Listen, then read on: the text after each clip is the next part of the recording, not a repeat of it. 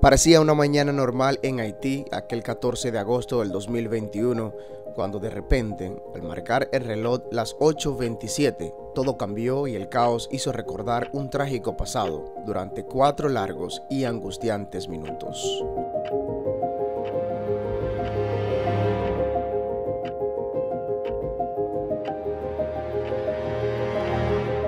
Y es que un potente terremoto de magnitud 7,2 grados removió los cimientos de la tragedia del 2010, en la que 316,000 personas perdieron la vida, otras 350,000 resultaron heridas, 1,5 millones quedaron sin hogar, así como miles de haitianos, cuyo paradero jamás se supo. En aquella ocasión, con sus 7 grados, a pesar de ser menor que el de esta década, es considerado el terremoto más mortífero de la historia en Haití. Las razones del temor de sus residentes eran obvias, y así lo reflejaban sus rostros perturbados en ese movido sábado.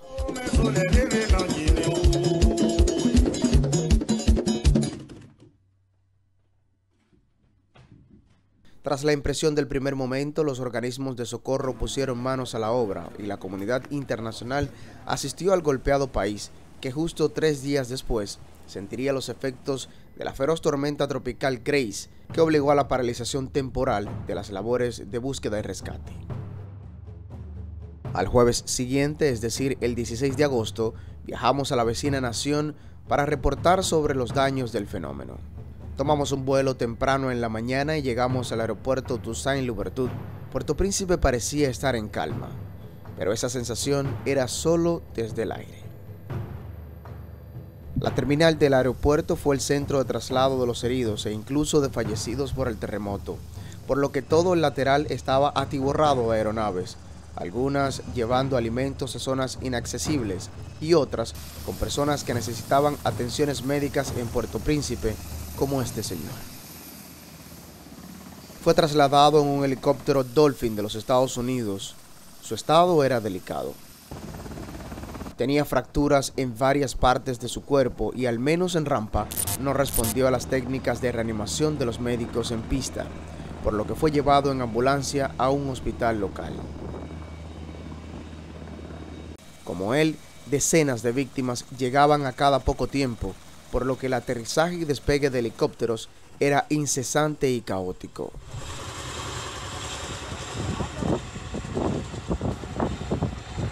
Una de las zonas más afectadas fue Les Cayes, o Los Cayos, al sur del país.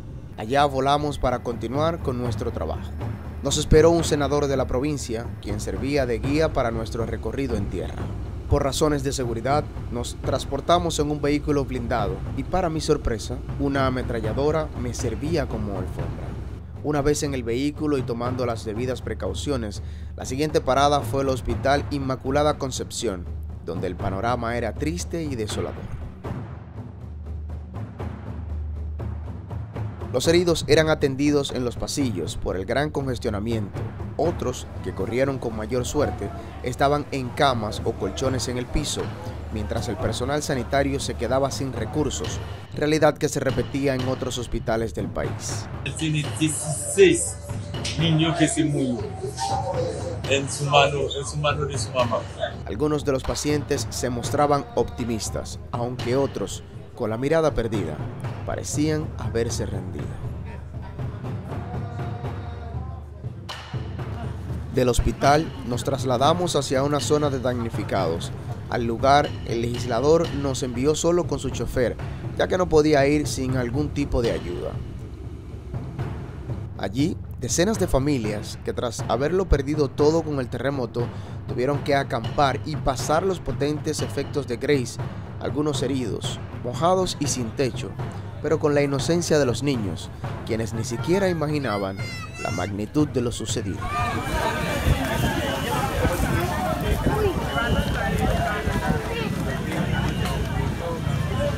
Tras medio día de recorrido, tuvimos que dejar la golpeada ciudad con la esperanza de que su destino mejorara. De vuelta a la capital, hicimos una parada en una aldea donde decenas de personas llegaron corriendo para poder acercarse al helicóptero en el que nos transportábamos, algo nuevo y contrastante para la pobreza que allí se vivía. Sin embargo, sus residentes fueron muy afables y solo querían enviar un mensaje a las autoridades en Puerto Príncipe. Necesitamos ayuda y la necesitamos ya. La siguiente parada, luego de un trayecto de 45 minutos por aire y otros 35 en tierra, llegamos a la Embajada Dominicana en Puerto Príncipe, donde nos recibió el embajador Farouk Miguel, quien de inmediato nos brindó asistencia para el envío de las imágenes y todo el material audiovisual a Santo Domingo. Al caer la noche y finalizado el trabajo, esa primera jornada terminaría, pero aún quedaba mucho por delante. Al amanecer, un helicóptero aterrizó en la sede de la Embajada Dominicana. Era nuestro transporte para viajar hacia Jeremí, al suroeste de la nación caribeña. Al despegar y alejarnos de la ciudad densamente poblada y contrastante, entre la riqueza y la pobreza extrema, no podía dejar de pensar en lo que estaba debajo de mí. Un Haití totalmente diferente emergía desde las faldas de las montañas.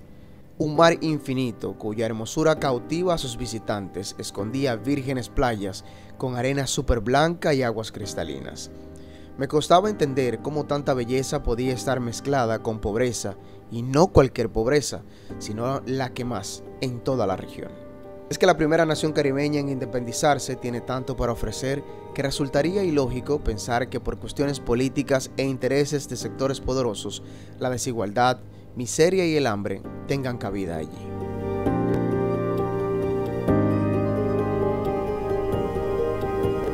En el puerto de Jeremí, 3 buques dominicanos llegaban con toneladas de alimento, pero la gran cantidad de personas que se aglomeró en las inmediaciones de la deteriorada estructura obligó a que se retiraran aguas adentro hasta que las autoridades locales intervinieran. Al observar esta acción típica de la supervivencia y tras tocar tierra en el aeropuerto de la localidad, volví a la realidad. En la pista, algunos heridos llegaban desde otros puntos y las autoridades brindaban asistencia. Pero lo que más me llamó la atención fue ver a voluntarios colombianos quienes llevaban casi una semana varados en la terminal, debido a que no podían salir para integrarse a las labores de búsqueda y rescate. Esto porque 2 meses antes, el presidente Jovenel Moïse había sido asesinado por un grupo de mercenarios provenientes de Colombia, por lo que su ayuda no fue bien recibida, a pesar de que los socorristas no tenían nada que ver con el magnicidio y se marcharon sin ejercer su labor. Así lo reportamos. Localidad de Jeremí, donde estaremos también haciendo un descenso para ver la realidad de estas infraestructuras que han colapsado y la realidad de los hospitales y las personas que necesitan ayuda en este momento. La alcaldesa de la ciudad se ofreció a darnos un recorrido por las zonas afectadas. Iglesias y edificaciones culturales estaban parcial o totalmente colapsadas y se podía ver la tristeza en toda la comunidad. Hicimos una parada para abastecernos de combustible, pero de una manera totalmente artesanal.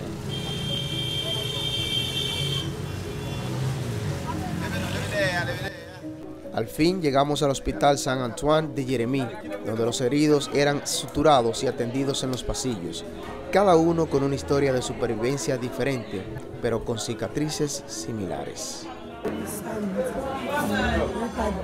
Ella tenía ya la cadera con problemas, se le cayó una pared en la casa, se le dio la casa, pero no se le murió su familia, solamente ella que está golpeada. Estaba en el conuco trabajando en la agricultura cuando el terremoto comenzó una piedra y le cayó en la cintura y por eso que está aquí muy duro desde el sábado. Los pasillos parecían un mercado donde la mercancía eran los heridos y los gritos de dolor y desesperación aumentaban con el pasar de los segundos. Afuera, los socorristas se preparaban para atender a los enfermos que llegaban desde diferentes zonas de la ciudad, aunque allí también los insumos se hacían insuficientes. Directivos del hospital de aquí, de otra parte, se unieron todos para hacer frente, pero ya ustedes saben, todos los días ya están dando servicio a las personas que vienen de aquí y también de otra parte, y por lo tanto en este momento ya la cantidad de medicinas que tienen ya se está acabando. Las desconsolantes imágenes se repetían una y otra vez en cada rincón que visitamos, hasta que abandonamos la ciudad. Nos estaremos moviendo a otros puntos de Haití. Tras dejar Jeremí, el recorrido casi terminaba, pero quedaba una última parada.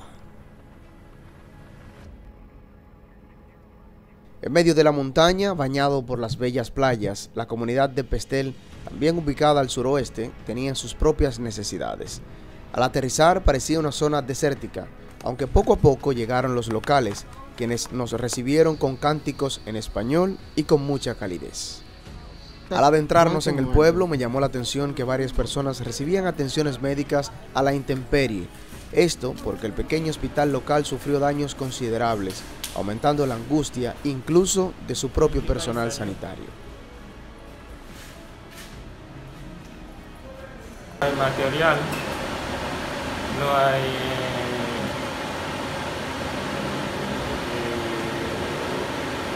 medicamentos y no hay también la cama también. Alrededor de 3 kilómetros más adelante y bajo un incesante sol, parecería que todo el pueblo estaba en la calle. Y es que las casas, en su gran mayoría, se desplomaron o sufrieron daños considerables. A ese punto, algunos desconocían incluso el paradero de sus parientes. Decenas de familias sin vivienda, alrededor de 500.000 son las personas que lo han perdido todo, más de 12.000. La jornada terminó con una rueda de prensa conjunta en el aeropuerto Toussaint Louverture, donde la número 2 de las Naciones Unidas, Amina Mohamed, declaraba un nuevo comienzo para Haití, uno que luego de años no termina de concretizarse, mientras la crisis política y social se agudiza en un hermoso país con un enorme infortunio.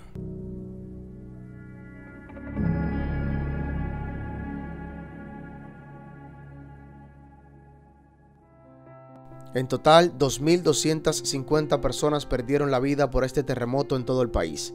Otros 350 jamás aparecieron y cerca de 12.800 resultaron heridos, como consecuencia de un temblor que no solo desempolvó el piso, sino también el recuerdo de un episodio imborrable y nefasto, tanto para aquel país como para todo el mundo.